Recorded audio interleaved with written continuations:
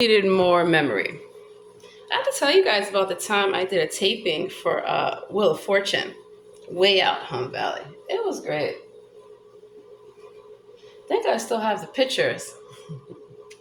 No, Pat Sajak and Vanna White weren't there, but they were doing recruiting for the next season. And you know, it's funny.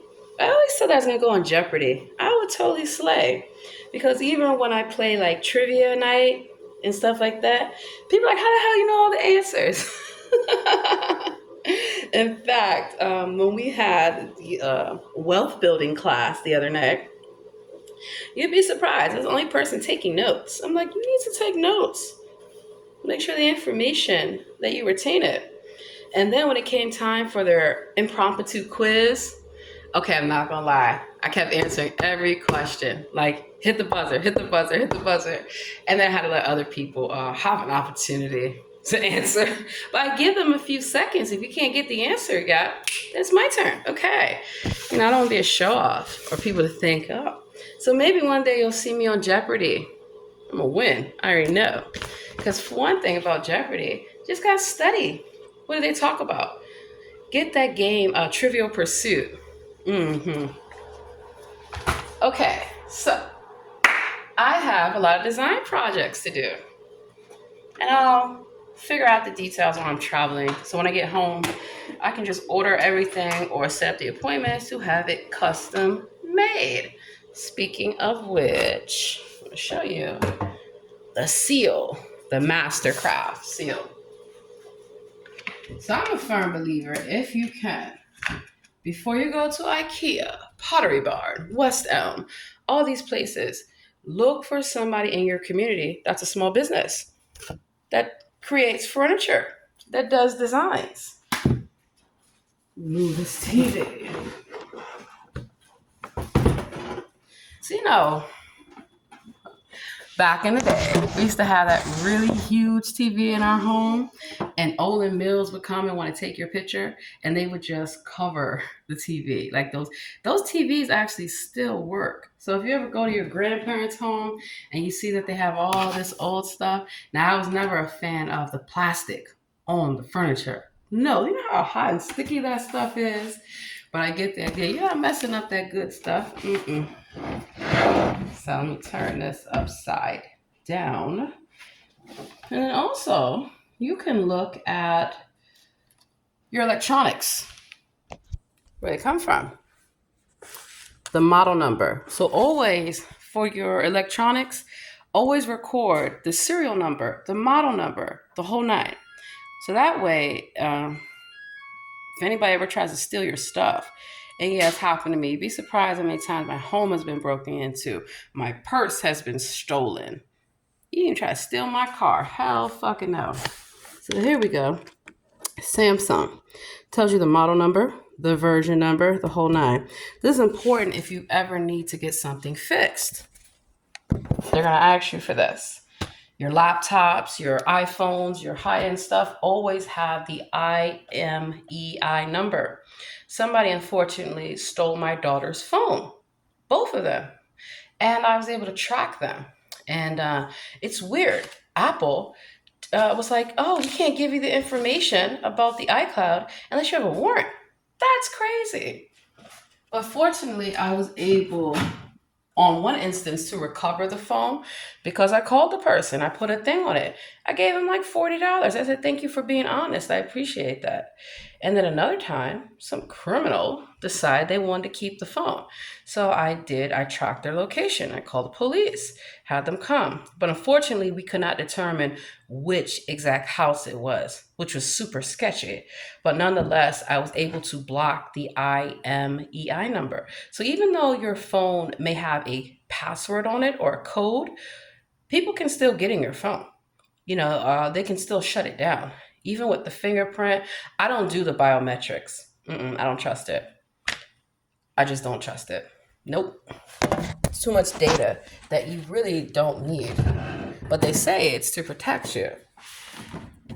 So be savvy and always record the serial numbers of all your high-end everything. And have insurance. You want to have insurance on your stuff. I'm looking to see, oh, I already saw the seal on that. Now, the one thing I can tell you that is mind boggling to me is that I can't hang my drapes. Like the top part of this, I know the designer thought it would be a good idea. I don't know.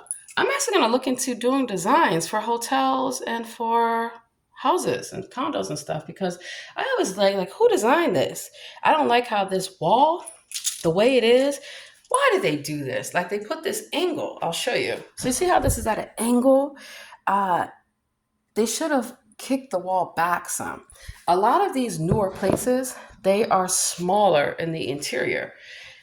It's not a bad thing, but you should also make sure that it's functional, especially I used to do staging for models and things like that. And architecture, knowing the blueprint. So I know how to draw blueprints and how to interpret them.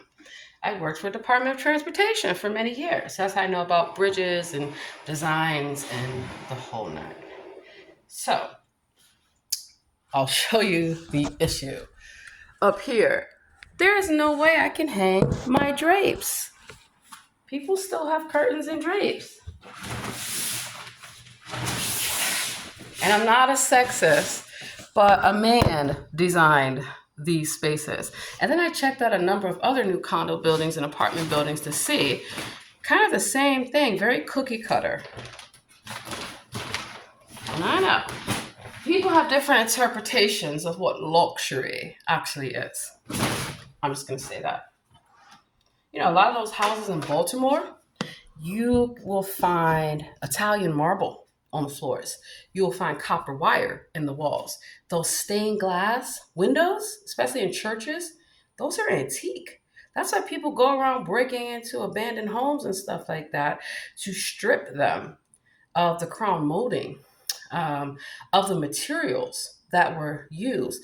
And not just Baltimore, go to New York, go to a lot of older cities and look at those older properties. They're actually, a lot of them are more valuable than some of the new construction. And then a lot of the new construction, these developers and architects, I look at, wow, everything just looks so commercial. I do like the fact that they kept the design simple in here in terms of the color. But I don't know. I just feel for it to be touted as so luxury should be a little bit more wow. Now, the amenities are top notch, which I like, and the other benefits and stuff. So sometimes you have to do a trade off in terms of what you're looking for. If you want a big, big space, you have to consider the fact of how much your heating bills are going to be, your utilities, right? To heat that space, to cool that space. And then how much space do you actually need? Are you able to utilize a space in a good way? So I don't want a super teeny tiny condo like in New York. You'd be surprised. People are living in these lofts or like they call them tiny apartments. Just go online. You'll see people are like literally paying thousands of dollars to live in a closet. That's insane. You might have to move a little further out. But you also can look at different ways that you can maximize your money. So there are some properties, fixer uppers. You want to look at, a lot of these TV shows are lying to you guys when they're like, we're going to design this and do that. I used to work with a lot of design companies, and you need to be realistic with what you are designing. There's an old house in Baltimore, Walbrook Junction. And I tried to explain to the owners that what you are seeking is not feasibly possible. Because first of all, you have to have the permits. Second of all, you have to make sure that the design can actually be done. And they wanted like French doors that opened out to their patio. But you would have to remove this. And then get the kicker. They had a rat infestation. Yeah, because I tried to explain, you have to seal up your baseboards. Do not buy a property that is not well maintained. You may look at it's only $30,000, $40,000. What's wrong with the property? So that's why I know a lot about home inspections. I'm going to show you that. See here? You see how the baseboards are sealed? That's how they're supposed to be. Especially if you have older apartments like in DC, where you're paying an arm and a leg for a condo building that was like in its prime in the 1980s. Yeah. Oh my God, you'd be surprised. But people like in New York, like in a lot of places, they're paying an arm and a leg for absolutely nothing. Nothing. So I'm gonna show you my drapes that I cannot hang. Actually, I'm gonna figure out a way to do it though. Probably gonna have to get a professional installer to do it because I am not putting any screws or anything to the wall.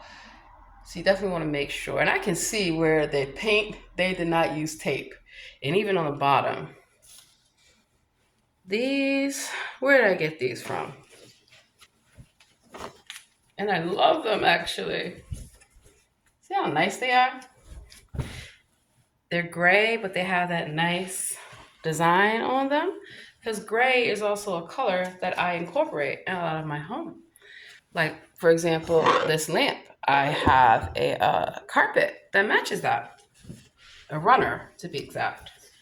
So this to me would look, even with the gold, this is actually gray. Hold on. It's, sometimes when you buy stuff offline, it's not the exact, but this is not white. It's actually gray.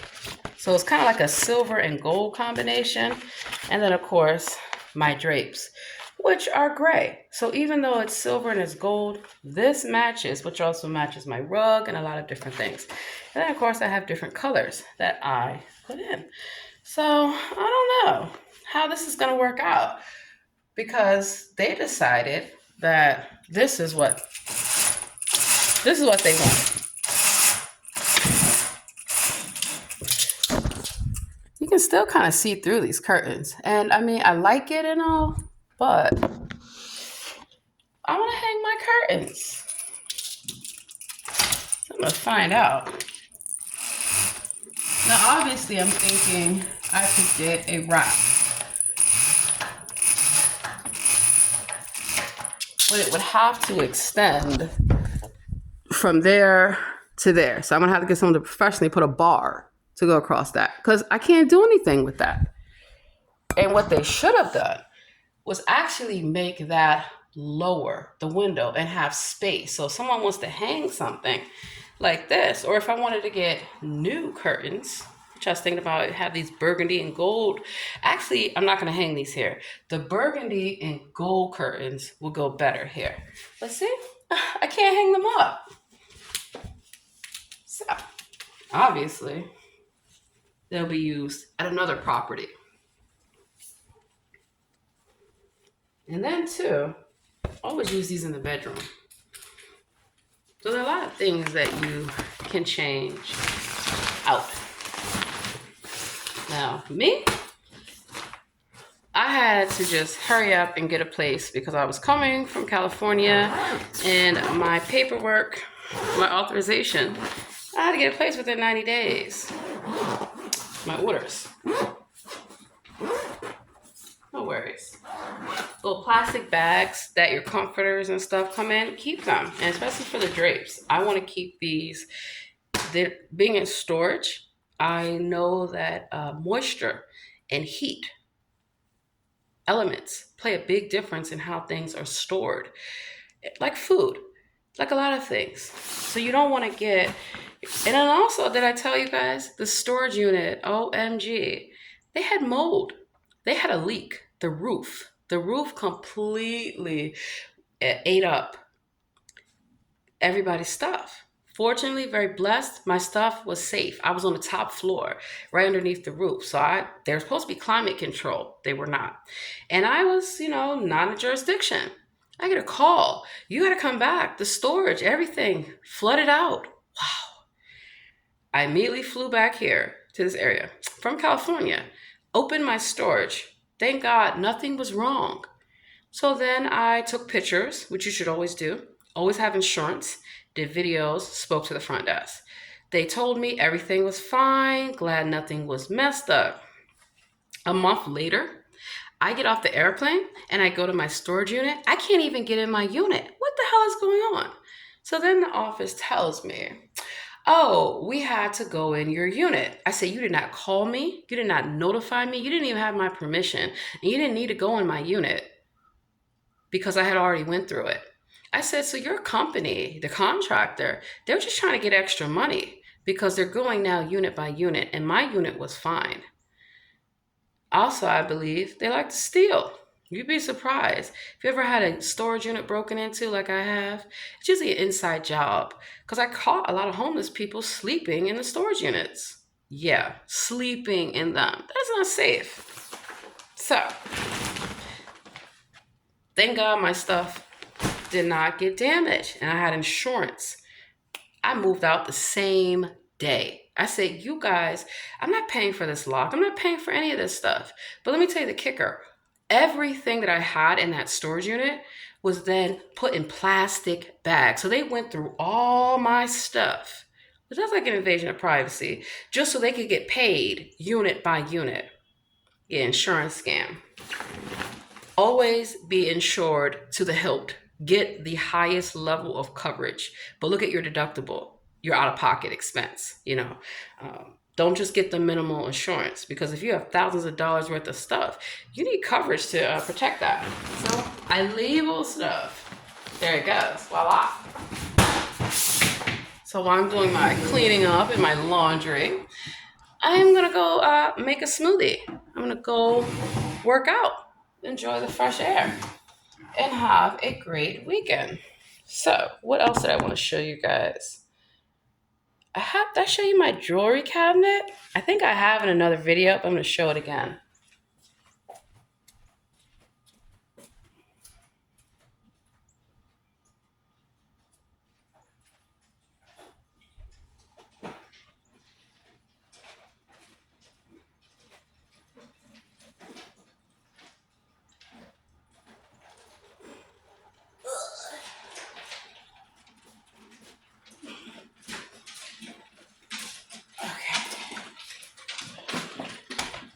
So, speaking, as you can see, my chair here is my favorite chairs.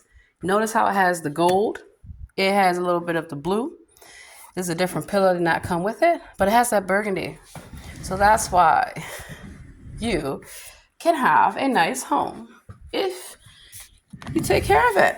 This is good quality, good furniture. See?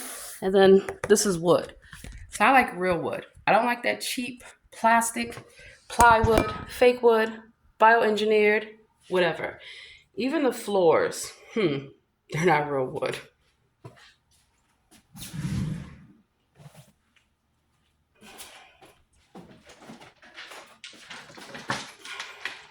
So then also labeling, which I gotta peel these labels off.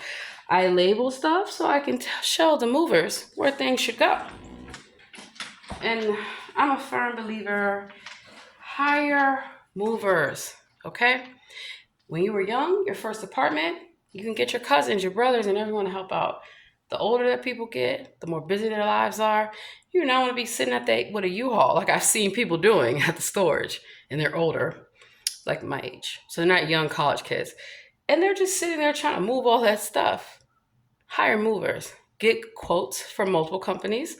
Do your research. The lowest price, I went with one company that offered me a low price, and they broke a lot of my stuff and did not tell me about a really nice painting. I'm still a little upset about that painting because it matched perfectly. And you should tell someone, I had another moving company, they broke my tempered glass table. You're supposed to wrap the glass. So I have my own furniture pads and dolly and all that stuff. So this is made in China, right? So not all things that are made in China are cheap, like they tell you, mass-produced stuff, but real, like, authentic things. I know where this is made. Accent Trend Sourcing Ltd. Tells me the lot number, the production date. I've had this since 2012. It tells me that what standards it was made in compliance with. This is very important to know. So you don't want to get ripped off. This is real wood. Notice how it has the mirror, which I love. then it also has a lock. Did I lock this thing? Let me see. So everybody has their own jewelry case in my home. Uh, I don't want to hear somebody has my jewelry, somebody has my earrings, and then also the same. So I buy my daughters their own jewelry boxes, their own jewelry chests, their kits, the whole nine. So that way everyone has their own stuff. Because I know how it is. I'm just going to go borrow this, go borrow that, you know. Now I'm going to show you the inside. Voila! The crown jewels. See how this is lined with velvet, darling. And I have different hooks. So you have a lot of jewelry. You want to take care of it. Some jewelry costs a lot. Some jewelry costs very little. Costume jewelry.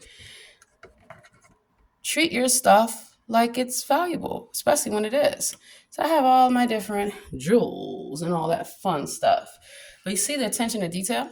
See how it's well thought of with the hooks, the different places for my earrings, for my necklaces. Now, I have to figure out my,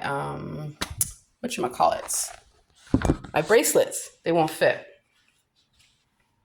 But I love this design. So I'm actually I want to make my own, I used to do really good in wood shop. So I want to make my own smaller box for the things that can't fit. And then for my daughters, I want to make them something that's handcrafted. Close that back up. And there you go. And then, I need to clean this glass too. So I label things where they should go. Super easy. Now, my very first apartment when I was 18, my very first car that I brought myself when I was 19, I went to IKEA. I remember those days, furnishing your very first apartment. And then, of course, it's nice to have housewarming parties. I can't believe people don't do that anymore. Have a housewarming when people wish you good luck and success. Also, I'm going to get ready to end this tutorial. When it comes time to having your gift registry, right? You need to be realistic. Do not put all this fancy stuff, high-end stuff you don't even know how to use. You can't even pronounce, just so people can spend a lot of money. It is not about the amount of money that you spend on stuff. Absolutely not. The thought that counts. And also, if you know how to buy stuff, even your high-end and designer stuff, I pay a fraction of the cost, sweetheart. There is no way that I'm going to pay full price for something unless I absolutely have to. Work in marketing, so I know the deals. I know the discounts and how it works. And then some places still have that old school barter, like Georgetown. It was always traditionally known as one of the premier shopping places in DC, where you could talk about the price, right? Because these are actual business owners. They're not corporations to where their pricing model is set in stone. You have wiggle room and they can look at the value. So when I used to do a lot of sales for different companies and high-end stuff, I looked at the value. When I sold Nespresso machines, those high-end espresso makers, well, I looked at the fact that when customers were telling me they would love to buy the machine, but where can they buy the capsules? That made sense, right? And I used to ask Nespresso, because that's why I was hired directly by Nespresso. I would say, why do you have your machines in Macy's, Bloomingdale's, all these places, Williams-Sonoma, Sur La Table, and people can't even get the capsules there? That doesn't make sense. You should have it so where people can locally, you shouldn't have to wait for it to be mailed or you have to go buy a sleeve of this. If you like this coffee, and then people that already have the machines would come in. It's called client retention. There's nothing worse than they come over and you don't know what you're talking about. You don't know anything about the brand whatsoever. But people that are already existing customers, like with mobile companies, they get cut out of good deals and discounts because you've moved on to the next. So you're telling your existing customer, you don't care about them. You only care about getting new customers and new business. And that's why a lot of companies fail. You should offer rewards and benefits for your existing clients. So when people will come in, I already have Nespresso. They're like, okay, well here, let me give you a free capsules. We appreciate your loyalty in your business. those same people would come back and buy another machine as a gift because how I treated them, how I showed that I value their business, that I appreciate their loyalty, and that even though they may not be buying something today, who's to say they won't come back tomorrow?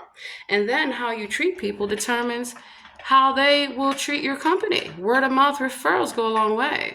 So if a person has a great experience with the brand, that is going to resonate in their sales, in their retention, but also word of mouth. So I don't recommend companies that I do not have experience with, that I don't know them. I don't know who you are. You're a fly by night. You set up your little website, and now you call yourself a company. No. And that's how you have to know the difference between what somebody is telling you compared to what you can learn yourself and find out.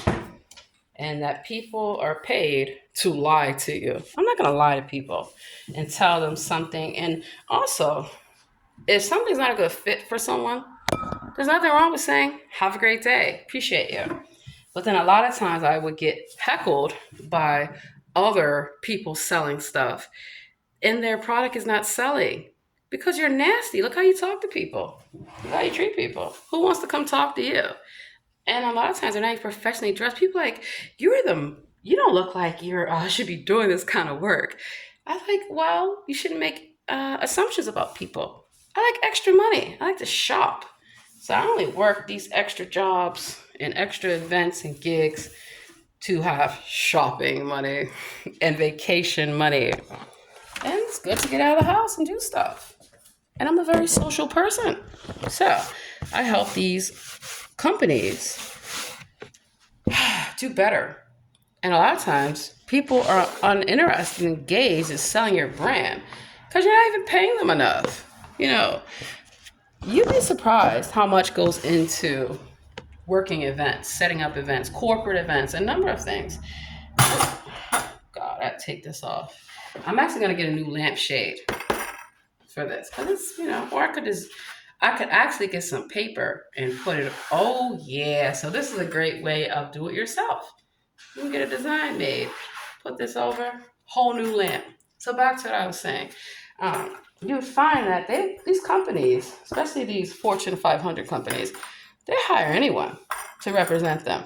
Wow, they don't even care. They don't even know about your product. And it resonates. It's nothing worse than someone trying to sell you something and they don't even know the functionality of it or the history behind it. I was watching a video last night about Volkswagen. How come nobody talks about how bad the Germans were treated? Yeah, seriously. Disturbing. But knowledge is power. And that is why I make these videos. Not to just brag and show off my life. I was reading up about Creflo Dollar as well. Why would you trust a man named Dollar? Let that sink in. But the prosperity gospel. My life, I've prospered. Yeah, I believe in the Lord. I love the Lord. And I love all the Lord's children. And I treat people in accordance to that. And so, yeah, my family has been blessed beyond measure because of hard work, dedication, and believing in the Lord. That's the real prosperity gospel. Being happy, being healthy, being a kind person, and utilizing the wealth that you have acquired, that you have built up for good purposes. Good purposes, and being a good person. So ask some of your friends how they acquire their wealth. Exactly. And so that's today's lesson on how to take care of your home, how to take care of your valuables by looking at what is valuable to you.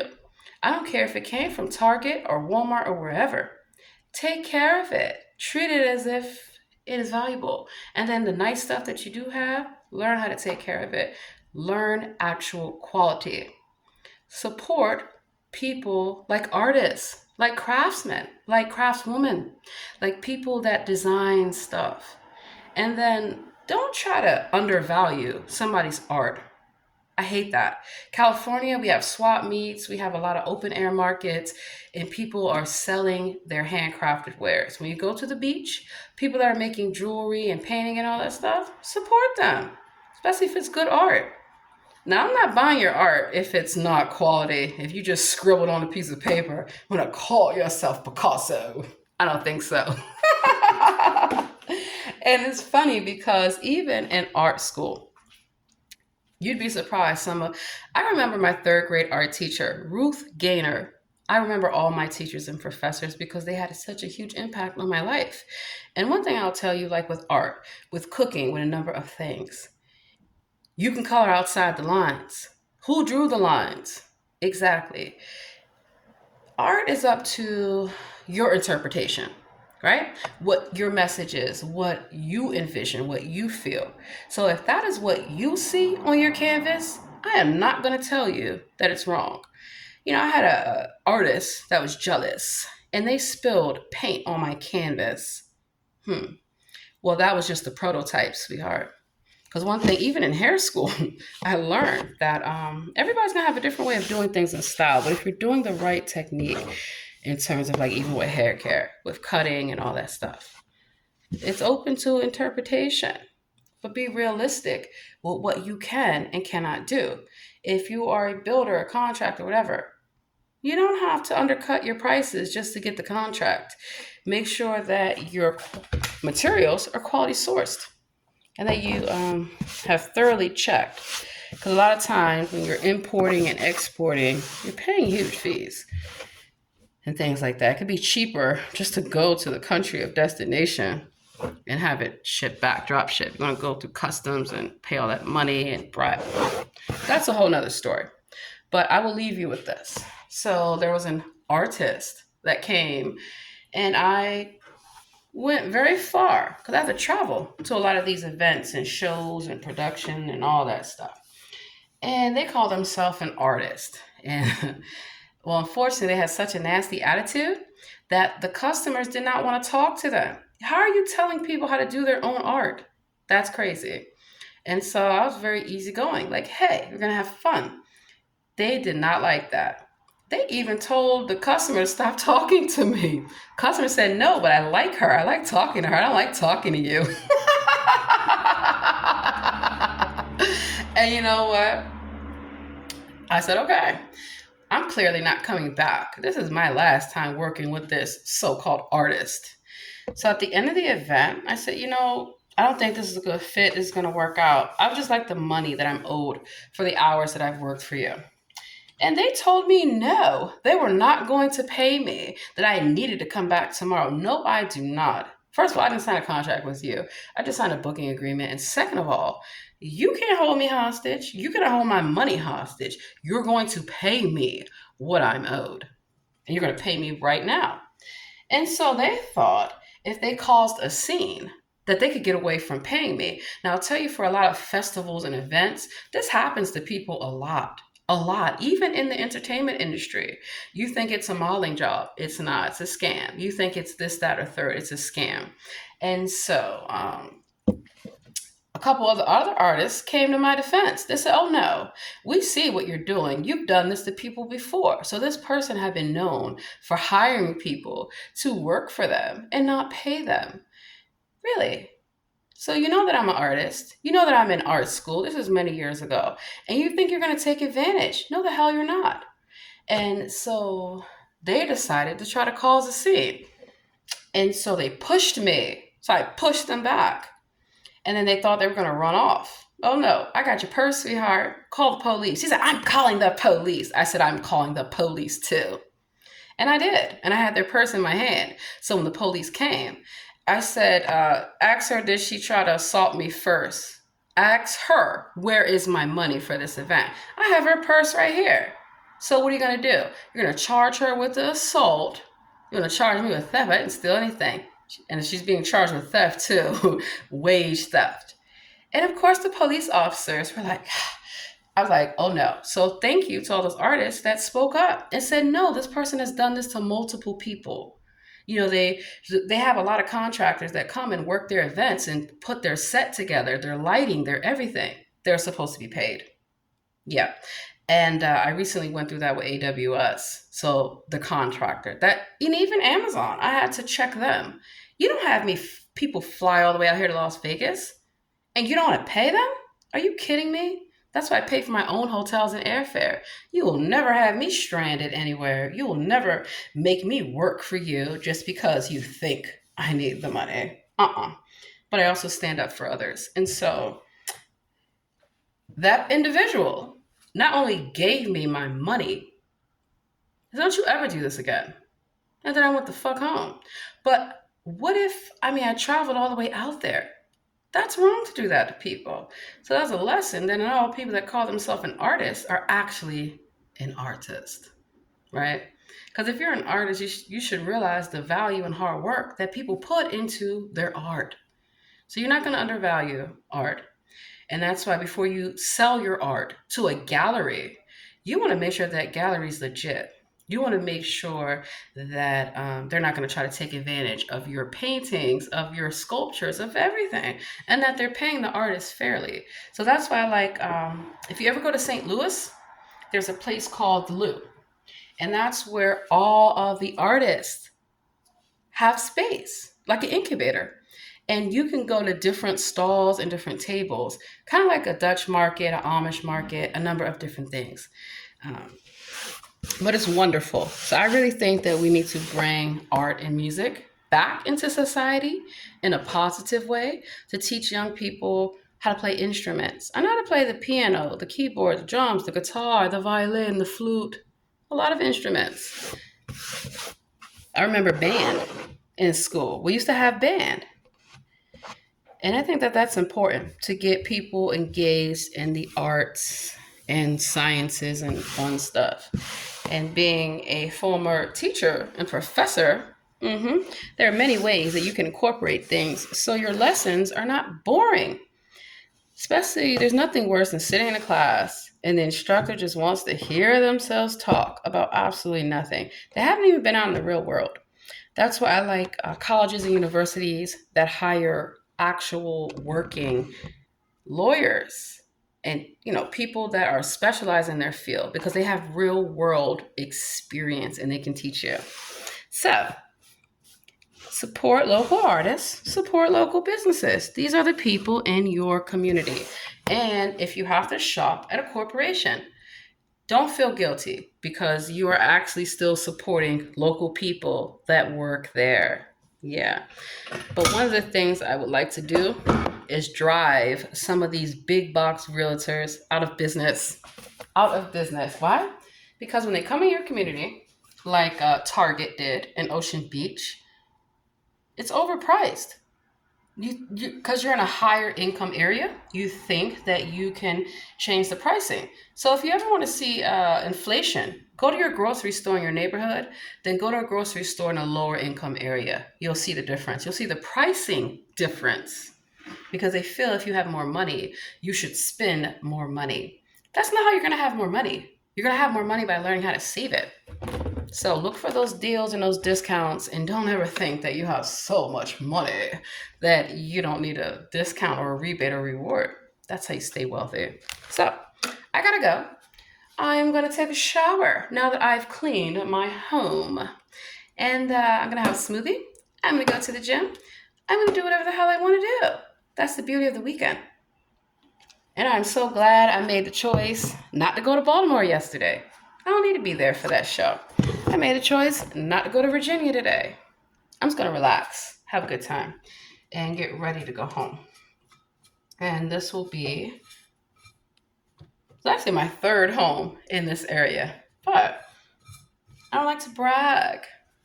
But I do like to talk about what is behind my success. Hard work and dedication.